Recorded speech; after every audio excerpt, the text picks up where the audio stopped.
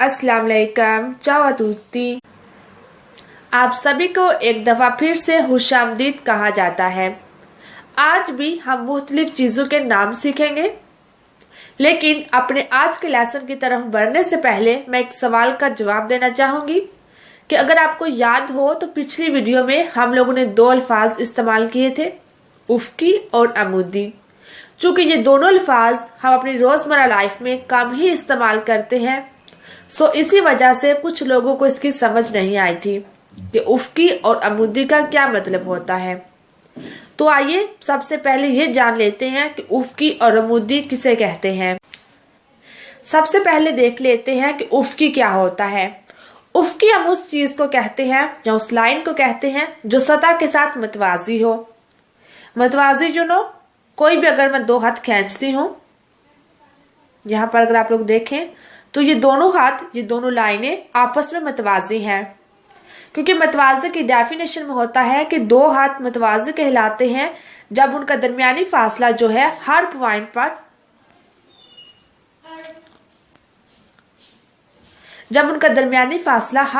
पर एक जैसा हो।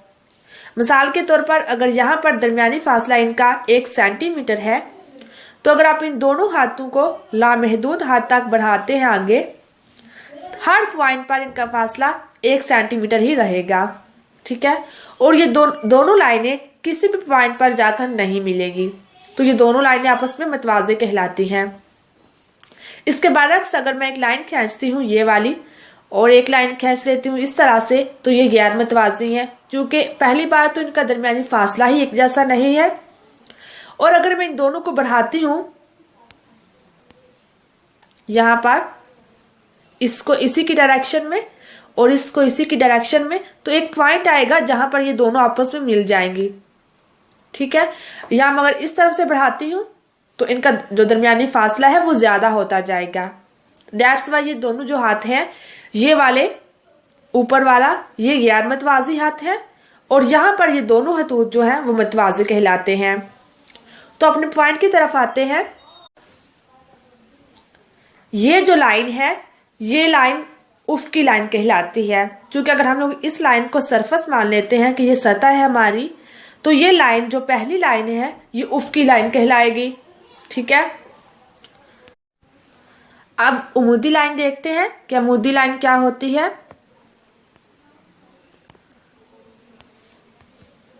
हम अपनी सरफेस की जो लाइन है उसे रहने देते हैं। अमूदी लाइन उस लाइन को कहा जाता है जो कि सतह पर इस तरह से खींची जाए कि वो कायमतुल जाविया बने, यानी कि 90 का जाविया। मिसाल के तौर पर अगर मैं एक लाइन खींचती हूँ इस तरह से, तो ये जो लाइन है ये अमूदी लाइन कहलाती है, क्योंकि ये सरफेस के साथ कायमतुल जाविया यानी कि 90 का जाविया बना रही है। तो ये जो लाइन है ये अमूदी लाइन कहलाती है, ठीक है। उफ्की और अमूदी का अल्फाज अक्सर आप लोगों ने देखा होगा जब कभी भी हम ग्राफ बनाते हैं। अमूमन फिजिक्स या मैथ में जब हम ग्राफ बनाते हैं तो हम लोग देखते हैं कि उफ्की और अमूदी की टर्म इस्तेमाल करते हैं हम। मिसाल के तौर पर अगर मैं एक लाइन खींचती हूं, ये वाई एक्सिस की लाइन, और एक लाइन अगर मैं खींचती हूं एक्स एक्सिस की, ठीक है, ये उफ्की लाइन है। यहां पर जो लाइन थी एक्स एक्सिस, इसे हम लोग उफ्की लाइन भी कहते हैं उर्दू में, ठीक है। और ये जो वाई एक्सिस होता है इसे हम अमूदी लाइन कहते हैं। अब हमें समझ आ गई कि अमूदी लाइन जो कि सरफेस के साथ कायमतुल जाविया बनाए, ठीक है, और उफ्की लाइन जो सतह के मतवाजी हो, ओके। तो यहां पर जब हम ग्राफ बनाते हैं तो हमें जरूरत पड़ती है एक उफ्की लाइन खींचने की और एक अमूदी लाइन खींचने की। उसके बाद हम अपने ग्राफ बना लेते हैं जो भी हमें बनाना हो, ठीक है।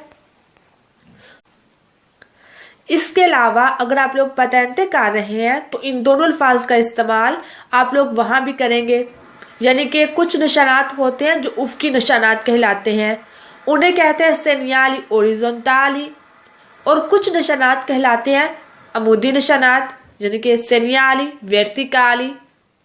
तो अब लोग ये दो अल्फाज वहां भी इस्तेमाल करेंगे। तो आइए कुछ मिसाल देखते हैं अभी। मिसाल के तौर पर यहाँ पर देखें, ये जो ज़ेब्रा क्रॉसिंग का निशान है, ये निशान कहलाता है उफ़क़ी निशान, सेनियाले ओरिज़ोंताले। चूंकि ये जमीन के मतवाज़ी है, बिल्कुल उसके ऊपर है, ठीक है, तो ये निशान कहलाता है सेनियाले ओरिज़ोंताले। ओके, और इसके अलावा एक और निशान है यहाँ पर प्रेचेडेंसा का, ये भी निशान उफ़क़ी निशान कहलाता है, सेनियाले ओरिज़ोंताले, चूंकि ये भी सतह के मतवाज़ी है, ठीक है। उसके अलावा यहाँ पर एक और मिसाल देख लें आप, ये जो साइकिल का निशान है, सड़क के ऊपर निशान अगर आप लोग देख रहे हैं, तो चूंकि ये भी यहाँ भी सतह के मतवाज़ी है, तो ये उफ़क़ी निशान कहलाता है, सेनियाले ओरिज़ोंताले। ये जो एरो है, ये भी निशान सेनियाले ओरिज़ोंताले में आता है, ठीक है। यहाँ पर अगर आप लोग देखें इस तस्वीर में, तो आप लोगों को मिसाल मिल रही है सेनियाले वर्टिकाले की, चूंकि दोनों निशान जमीन के ऊपर बिल्कुल सीधे खड़े हैं, कायमातुल ज़ाविया बनाते हुए, ठीक है।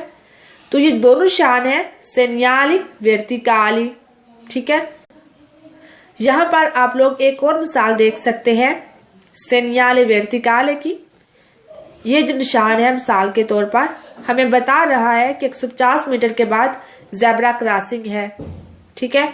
तो ये निशान भी सेनियाले वर्टिकाले कहलाता है, क्योंकि जमीन के ऊपर बिल्कुल सीधा खड़ा है, ठीक है। इसके अलावा ये जो आगे वाला निशान है, ये भी सेनियाले वर्टिकाले है, चूंकि ये हमें बता रहा है कि यहाँ पर सोस्तारे और फेरमारे मना है, ठीक है। तो आप लोगों ने देख लिया कि सेनियाले वर्टिकाले और सेनियाले ओरिज़ोंताले, ये जो दो अल्फाज है वर्टिकाले ओरिज़ोंताले, आप लोग यहाँ भी इस्तेमाल करेंगे, ठीक है। तो अब उम्मीद करती हूँ कि आप लोग को उफ़क़ी और मुद्दी का कंसेप्ट क्लियर हुआ होगा कि असल में क्या होता है, ठीक है। तो इस उम्मीद के साथ अपने आज के लेसन की तरफ बढ़ते हैं। कुछ दिन पहले किसी व्यूअर ने कमेंट किया था कि गालिबन वो वेल्डिंग का कोर्स कर रहे हैं और उनको कुछ लंबाई के यूनिट्स चाहिए थे। आइए कुछ लंबाई के यूनिट्स देख लेते हैं। तो आइए शुरू करते हैं मीटर से। मीटर को इटालियन में कहते हैं मेत्रो,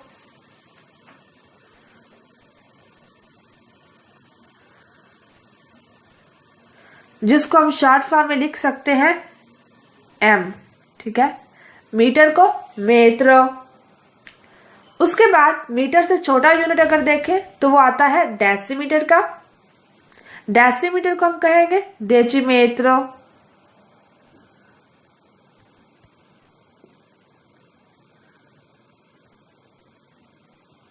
ठीक है। और इसको हम शॉर्ट फॉर्म में लिख सकते हैं डीएम,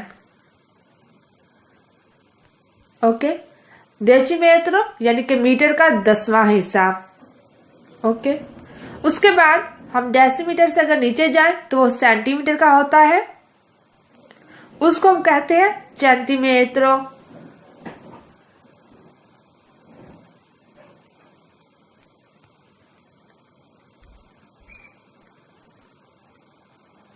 सेंटीमीटर को सेंटीमेत्रो, और इसको हम शॉर्ट फॉर्म में लिख सकते हैं सीएम,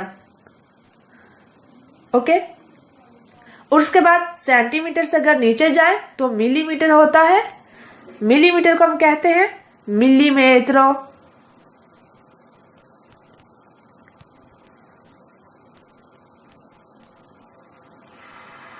और मिलीमीटर को शॉर्ट फॉर्म में एमएम, ओके। उसके बाद तो अब सबसे पहले इनको समझ लेते हैं कि मेत्रो, डेसीमेत्रो, सेंटीमेत्रो, मिलीमेत्रो क्या होता है।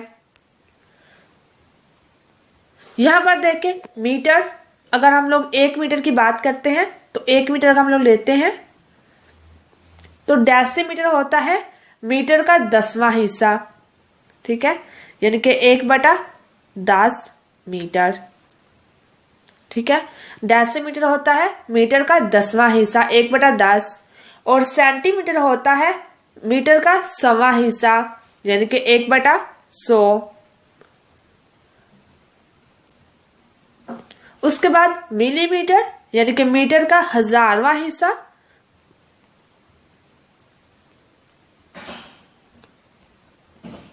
वैसे भी इनके नामों से भी जाहिर होता है कि मिली यानी कि 1000वां हिस्सा, सेंटी यानी कि 100वां हिस्सा, डेसी यानी कि 10वां हिस्सा, और उसके बाद मीटर आता है।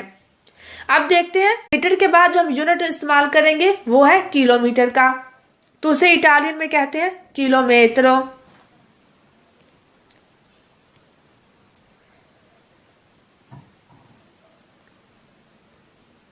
और इसको हम शॉर्ट फॉर्म में लिखेंगे km।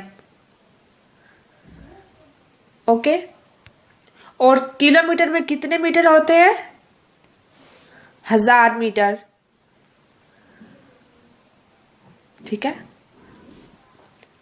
1 किलोमीटर में 1000 मीटर होते हैं। और डेसीमीटर यानी कि मीटर का 10वां हिस्सा, सेंटीमीटर यानी कि मीटर का 100वां हिस्सा, मिलीमीटर यानी कि मीटर का 1000वां हिस्सा। इसके बाद आपने पूछा था कि इंच और फुट को इटालियन में क्या कहते हैं, आइए वो देख लेते हैं। इंच को इटालियन में कहते हैं पोल्लीचे।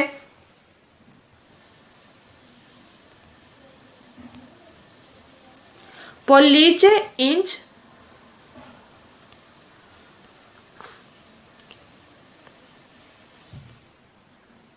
इंच, ठीक है।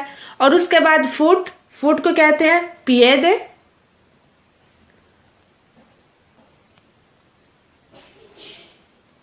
पिएदे यानी कि 1 फुट अगर हो। उसके बाद अगर 2 फीट है तो ऑब्वियसली हम जमा में इस्तेमाल करेंगे, इसकी जगह हम लोग लिखेंगे पिएदी यानी कि फीट। यानी कि अगर 1 फुट होगा तो पिएदे और ज्यादा फीट है तो पिएदी। ओके, आई होप आप लोगों को ये क्लियर होगा। रिवाइज कर लेते हैं। मिलीमीटर को इटालियन में कहते हैं मिलीमेत्रो, सेंटीमीटर को कहते हैं सेंटीमेत्रो, डेसीमीटर को कहते हैं डेसीमेत्रो, मीटर को मेत्रो, उसके बाद किलोमीटर किलोमेत्रो, और उसके बाद हम लोग ने 2 अल्फाज और सीखे। इंच को कहते हैं पोल्लीचे और फुट को पिएदे, अगर ज्यादा हो फीट तो पिएदी। इसके बाद हम अपने आज के लेसन के तीसरे और आखिरी पॉइंट की तरफ बढ़ते हैं। हम अपनी रोजमर्रा लाइफ में मुख्तलिफ चीजें देखते हैं जो कि मुख्तलिफ शक्ल की होती हैं। आइए जान लेते हैं कि उन शक्लों को इटालियन में क्या कहते हैं। एक पेज ओपन करते हैं। सबसे पहले हम देखते हैं एक सर्कल को इटालियन में क्या कहते हैं। ठीक है, ये जो दायरा है इसे इटालियन में क्या कहते हैं? दायरे को इटालियन में कहते हैं चेरकियो।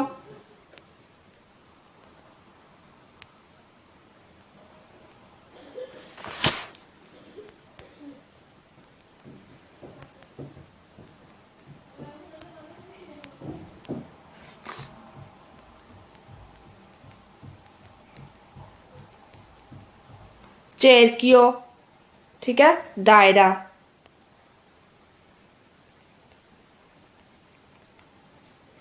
उसके बाद हम लोग देखते हैं एक मसल्लस यानी कि त्रिकोण जिसके 3 जाविये होते हैं। मसल्लस को इटालियन में कहते हैं त्रियांगोलो।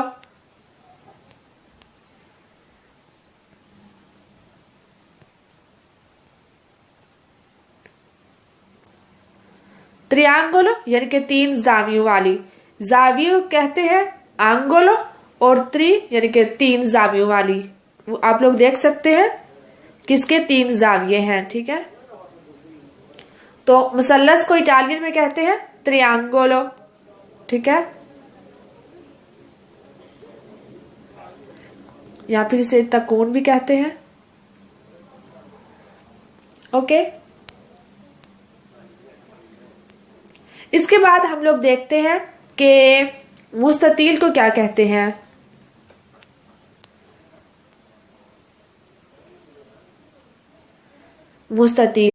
मुस्ततील में हम लोग देख सकते हैं कि इसकी चारों साइड्स बराबर नहीं होती, बल्कि मुखालिफ सिमत वाली आपस में बराबर होती है। मसलन ये वाली जो साइड है इसकी मुखालिफ सिमत ये है तो ये आपस में बराबर है। इसके बरक्स अगर आप लोग यहाँ पर देखें तो ये आपस में मुखालिफ है तो ये आपस में बराबर है। ठीक है, यानी कि चारों साइड्स आपस में बराबर नहीं होती बल्कि मुखालिफ सिमतों वाली आपस में बराबर और मतवाजी होती है। ठीक है, तो इसको कहते हैं रेक्टेंगुलो।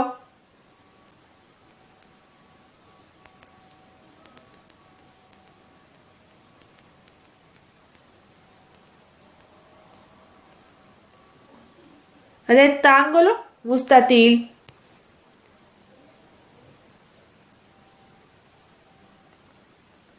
ठीक है, मुस्ततील। उसके बाद हम लोग देखते हैं कि जिसकी चारों साइड्स आपस में बराबर हो।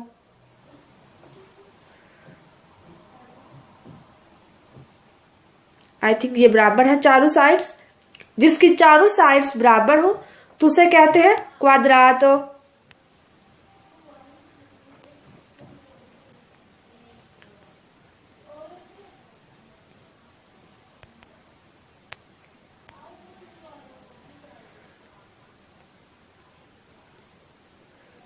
क्वाड्रातो यानी के मुरब्बा। अब आप लोग देख सकते हैं किसी भी ऑब्जेक्ट की अगर मुखालिफ सिमतें आपस में बराबर है और मतवाजी भी है तो उसे कहते हैं रेक्टेंगुलो, और जिसकी चारों साइड्स आपस में बराबर है और मतवाजी भी है तो उसे कहते हैं क्वाड्रातो। ओके, उसके बाद हम लोग देखते हैं एक और शक्ल यानी कि कूबो। कूबो यानी कि मकाब। मकाब उस चीज को कहते हैं जो कि 3 डायमेंशनल हो और जिसकी 6 साइड्स हो। देखते हैं एक तस्वीर। ओप्स,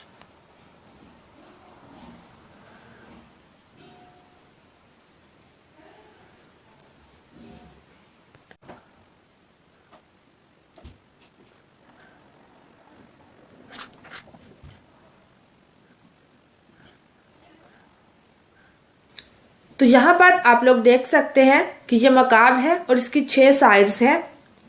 एक ये जो आगे वाली साइड है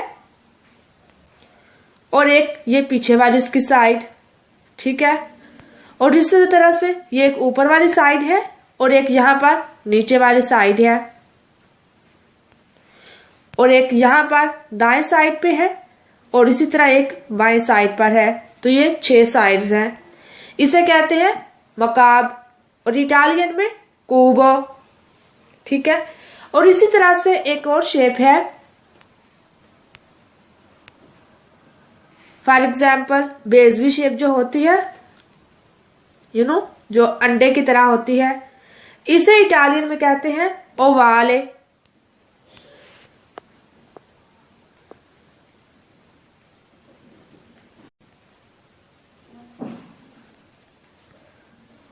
ओके, ओवाले बेजवी शेप। तो इसी के साथ हमारा आज का लेसन खत्म होता है। मुझे दीजिए इजाजत। अल्लाह हाफिज।